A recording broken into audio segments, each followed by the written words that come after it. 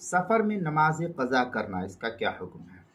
چنانچہ فرائض اسلام میں نماز ایک اہم ترین فرض شمار کیا گیا ہے جو ہر مسلمان مرد ہو چاہے عورت، عاقل ہو یا بالغ ہو، سب پر فرض ہے، خواہ وہ صحیح ہو یا مریض، مقیم ہو یا مسافر۔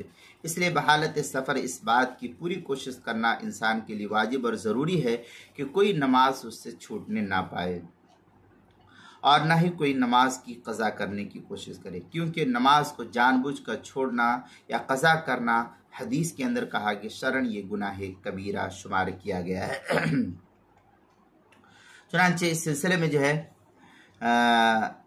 صحیح مسلم وغیرہ کی اور قرآن مقدس کی آیت اس طریقے سے نقل کی گئی ہے، قولہ تعالی اقیم الصلاۃ، سورہ بقرہ پارہ نمبر 1 آیت نمبر 43۔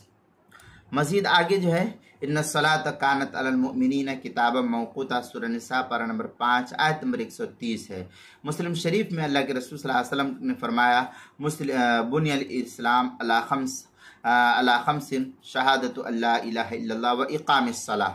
یہ صحیح مسلم کی روایت ہے، جلد نمبر 1 صفحہ نمبر 32، باب بیان ارکان الاسلام و دعامت الازام۔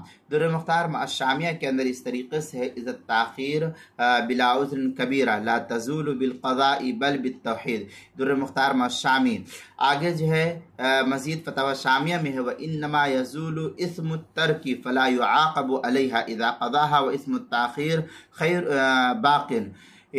فتاوی شامی جلد نمبر 2 صفحہ نمبر 518، کتاب الصلاۃ باب قضاء الفوائد کے تحت جو ہے اس کو نقل کیا گیا ہے۔